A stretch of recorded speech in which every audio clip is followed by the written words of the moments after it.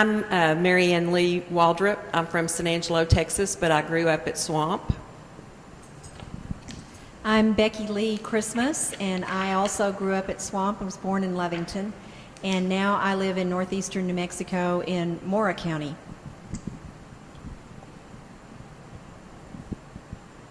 I'm Giles Lee. I spent most of my life at Swamp Ranch, and what little away from there was in school days in Lovington. I graduated from Lovington High School, went on to short term in the service, 3.5 years, and from there I got out of the service, went back and tried going to school again, college, and that was a disaster. So the only thing that kept me there, I wanted to get the college rodeo back on its feet. And with the help of a few boys that thought like I did, we got her going again. And for several years there, we got boys interested in it and some girls. And that's about the way the thing went. And I stayed with the college until they asked me to leave. He So, couldn't pass chemistry. I did. I took two, I guess, 4 times I tried to pass chemistry, and I never could do it. So in 1947, I guess, and I'm trying to think of what we did. We had, I got picked several times to go on the college rodeo team, and when the dean of students got down to my name, he took his pen and scratched it out because half the time I couldn't pass enough to have a C average.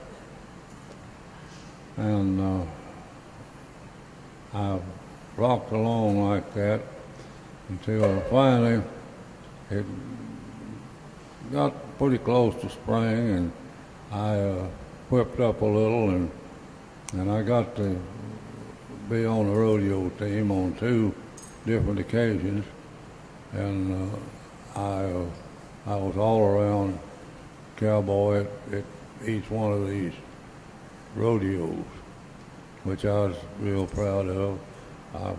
I distributed some of my buckles among these kids here, or these ladies and gentlemen. Pardon me.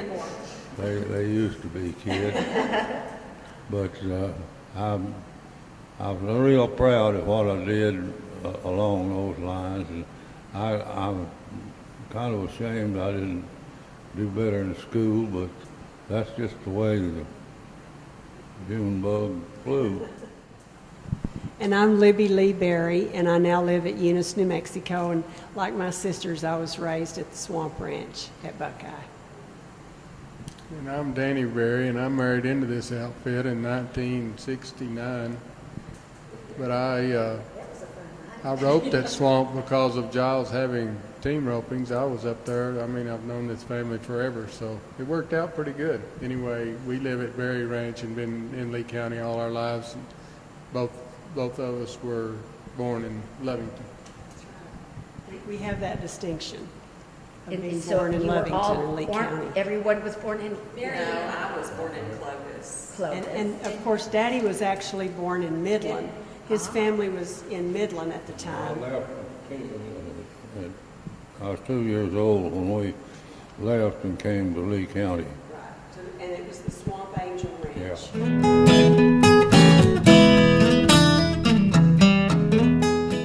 And Daddy probably could tell you better.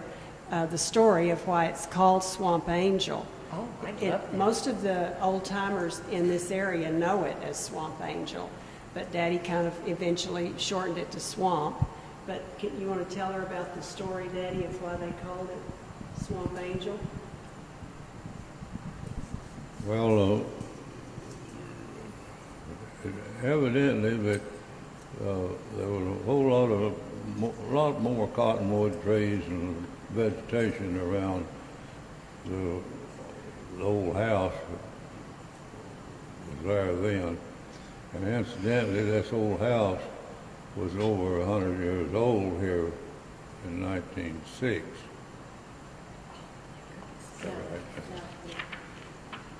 It was built in 1906. Built in 1906, Yeah. I'm sorry. Yeah.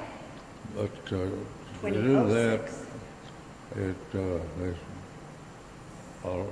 most of the time it's people coming through the country and, they try to make it in the swamp to camp and have water and water their teams and themselves and cook their meals and kind of rest up a day or two. And some of these times, they in a late afternoon, if the conditions were just right, the atmosphere would kind of close in on the vegetation there, and some of the cowboys, I don't know whether they had a little something to drink or not, but they all agreed that they could see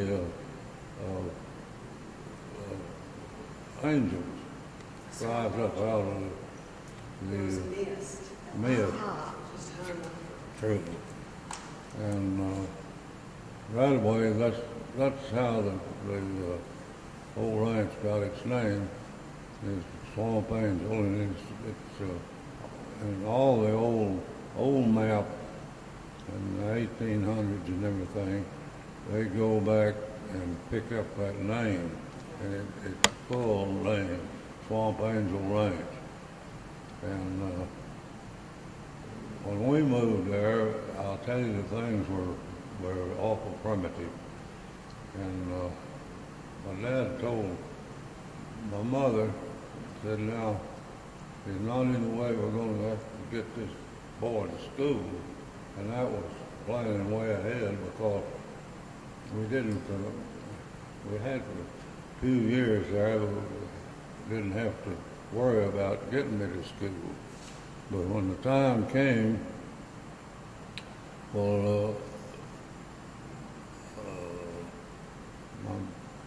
my dad told my mother, said, now, this is no place to raise a family out here. It's just an old cowboy camp. And said, what you're going to have to do is we're going to have to make arrangements to move you to town. And so he said, I'm going to give you your choice of getting a home built in either Carlsbad or Lovington. And of course, Lovington was a little old town then, wasn't much to it, and it was a little further from there to Carlsbad. So she picked Lovington, and they, back during the Depression, well, that's when my dad went up there and built the first brick house there was in Lovington. Yep. And people thought he was crazy because they were spending money on building a house, but they wanted to educate me. And for 12 years, I did pretty good, I guess. Surely I didn't disappoint them too much.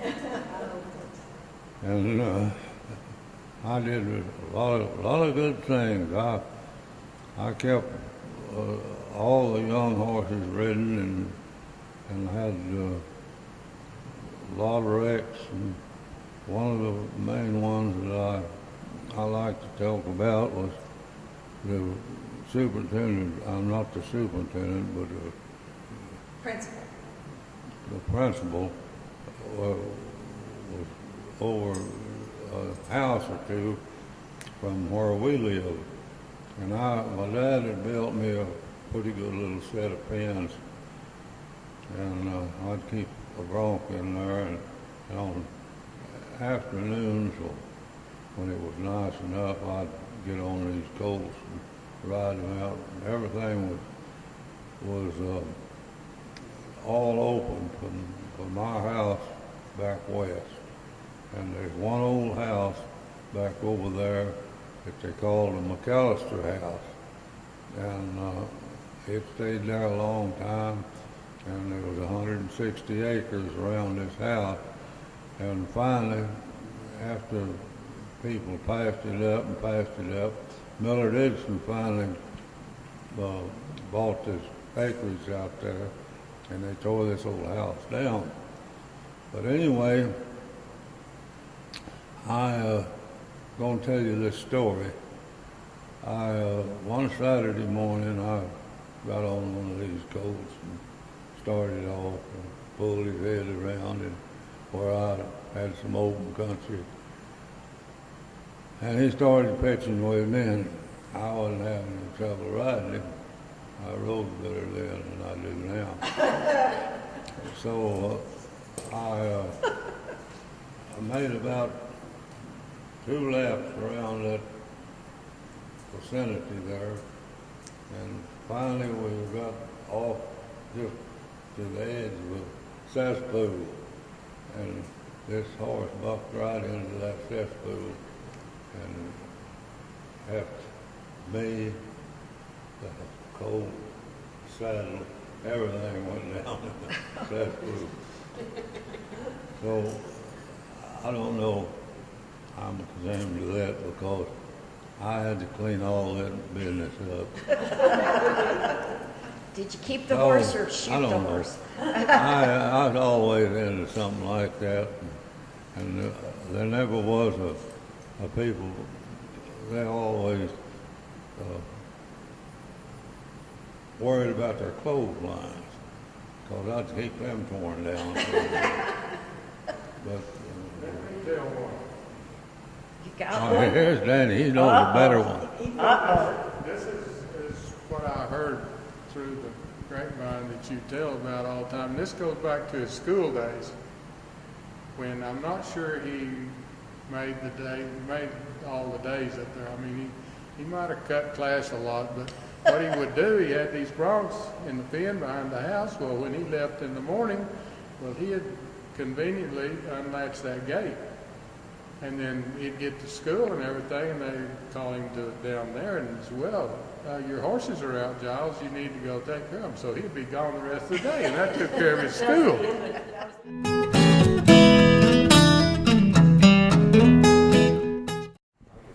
Well, growing up on the ranch, as you can see, we didn't have any brothers, so we were the help for Daddy and Mother, and that was a great thing, actually. He taught us all to ride and make a hand on the ranch, and he helped Libby get involved in 4-H, and he always was the first to volunteer to keep the calves when we were rodeoing and doing play days up at Lovington. And we had ropings. We had an arena right behind the house, so naturally Mary Ann and I started roping, and we enjoyed that. And Becky and Mary Ann were the crew that ran the steers through the chute. Right. I got to keep time and books. yeah, we all had a job, but that was great times, and we learned an awful lot. And Mother made sure that we knew how to take care of everything in the house too. Believe me, she didn't teach us to cook because she didn't want us messing up the kitchen. But believe me, we could clean a house and set a table. But it was a great place to grow up, and as it turned out, we all ended up, in the country, and we've all been able to work cattle and help on the ranches and that we've been on, and so that's one of the things that I'm really proud of. One thing that I left out, I want to impress upon everybody that we didn't live in this camp forever. No, we had a nice house. We, when the girls got up to school age and everything, well, we started kind of renovating everything, made it look a little better. And I don't remember exactly what year it was that I just bowed my neck and thought I'd spend some money and we'd do some renovation, which we did. We did all the things we could to the house, half of the house, which made it look pretty good. And I told them, and I said, we're just going to have to wait now until things get a little cheaper. And we rocked along there a year or so. And we decided we better do something because these prices were inching up all the time. And so we finally, we took the last goal and did our idea of both my neck, borrowed money and everything, where we could go ahead and finish our house. And it turned out to be a darn nice place. And I'm proud of it to this day. Yeah, it's a good place. Good house. Well, I just second what Becky said. We had lots of fun and lots of fights in the arena and in the pasture. But we had a great growing up, and sometimes out in the pasture, Daddy'd have to holler at us, and he'd be waving his arms, and I'd look at Becky and I'd say, "What's he saying?" "I don't know." We just keep on doing what we were doing, and here in a little bit, he'd come over, he'd find us, and he'd say, Now, girls, I didn't mean to holler at y'all." And we had to tell him finally, "Well, we don't know what you're saying anyway." But we did. We had a lot of fun and had a lot of good friends out there with us. Daddy had it made because when we got into high school, any boys that we kind of liked or that wanted to date us, they usually wanted to rope, and they liked being out on the ranch and kind of knew what to do. And so he'd day work them, and then when we'd get through working, we'd all go to the arena and rope. And somebody said something to him one time about these girls being dating age and how awful it was. And a lot of Daddy's friends, a lot of our friends, we were all close to the same age, and they were just kind of shaking their heads about their kids going off on dates. And Daddy said, "I don't have to worry about that. Those boys are here all the time." I know exactly what's going on. But we did. We had a lot of fun. A lot of good friends came out of all of that, and it was a family deal. So it was great being together. He made all of us these spurs and then took them to Santa Fe and had silversmiths add our initials to them. And he can tell you what he actually used. They're all one piece, which a lot of spurs these days are not made that way.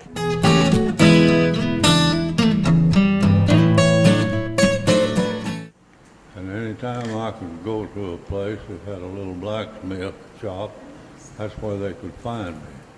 And I learned a little bit about how to work with iron there, and I had started out making spurs, and I wasn't going to make them where I had to weld it. If you're familiar with a pair of spurs, the shank and the band and everything are two different things that a lot of people that make spurs, they weld it and on. This part. And so I, with a hacksaw and a file and what have you, with all the tools I had and a little forge that I had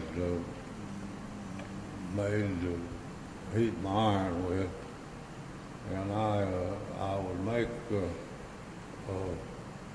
out of one piece iron or steel, I'd cut out the band, and then from the band I would make the shank, and all of it when I got through with it with a one piece, no welding to it. And Daddy Barry's got, I think, one of the nicest fire spurs that I built. And I wish I could show them to you. You're in the pickup. Good place. But anyway, Yeah.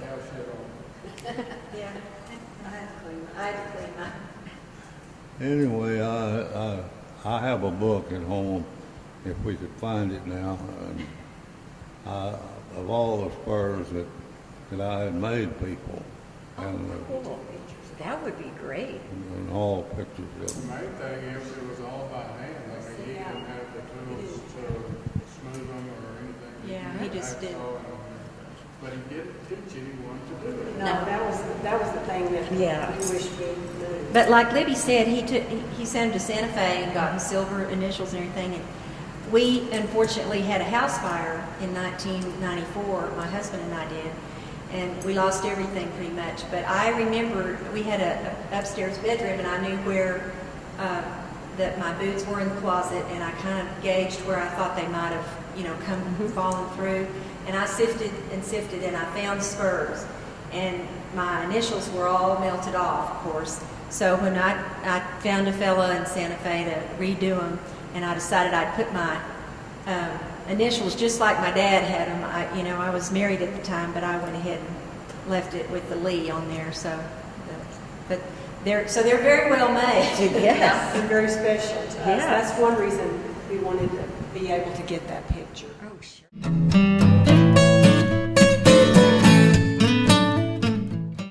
Well, I was thinking in terms of my memories when I was a little girl, really young, because I'm older than Becky and Mary Ann by Yes, she's several the older years. sister. And so I was the only one for a long time. And I can remember how I played out in the yard, and I made imaginary friends out of everything. And I even had one that I had named. And so it was kind of a jolt to my world when Becky and Mary Ann were born. But they'll probably never realize how much it meant to me to have a playmate, even though they were so much younger and we fought. But it was so wonderful to have them. And we had lots of great memories. We took our windmill tower and we made a fort underneath it, and we built houses outside in the yard. And I can remember the old wind charger tower that we had at the ranch, because that was before rural electrification came in. And listening to the radio, at night, no TV. I think I was in the second grade when we got a TV, but as the girls have said, we wouldn't give anything for those days at Swamp Angel Ranch. Some of those playmates that Libby had Uh-oh. was terrapins, Yeah. and they take fingernail polish and brand new terrapins, Mama helped me do that. Ran on top of their shelf. and they'd check them all the next day and see how many Who was of there? them came to roost. And we had a lot of terrapins around Finally had some ducks, and there. Yeah, I had ducks.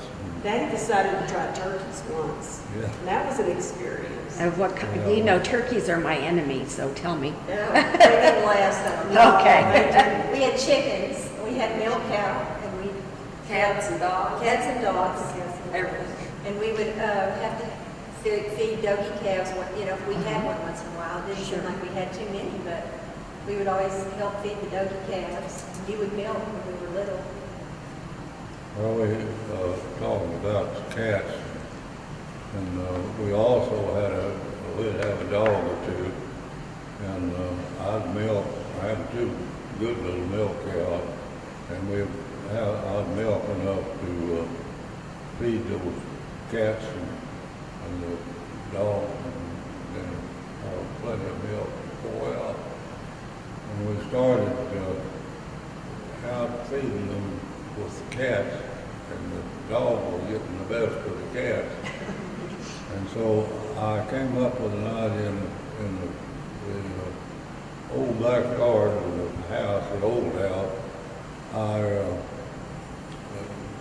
could reach up and pour this washpan of milk on the roof of it, and all these cats would know to come up there. And I had this couple there that lived in Lebanon. He was a paint contractor, and they like to get out and stay on places and kind of tend to things. Person was going to be gone a day or two. So anyway, he could milk the cow and everything, tended to all my chores around there. And one of the times, we were gone at the time, thank goodness. Well, this lady, her vocabulary, it went to the blue side. Anyway, well, Dick was his name. And Dick did the milking and came to the house, and we strained up the milk and did all the niceties with the milk. And then they took the balance out, and his wife took the big washpan, because it had lots of milk in it, and she could just barely tiptoe up and put that washpan full of milk up on the edge of the porch. Once we got it almost up there, and the cats hit it. And riding down the collar it went. You talk about somebody wanting to get in the car and get back to town. She was through with this rank for it with this. I'm Okay. gonna make one more comment. Okay. When Joey and I married, everybody in Lebanon, they just shook their head. And she was from Minnesota. And they'll say, that girl will never make it on that ranch. And there's one fellow up there by the name of Claudia Ford. He'd get Joey off to the side and he'd say, now honey, don't pay any attention to those people. You'll make it all right. You were sure right. And by George, you was right. That's right. That's right. Wonderful. Thank you so much. Well, thank Very you. nice. This is wonderful. Thank you so much. You're a lovely family. Thank you. Thank you for doing this. Giles, you're amazing. That's all I want to say. She said you're amazing.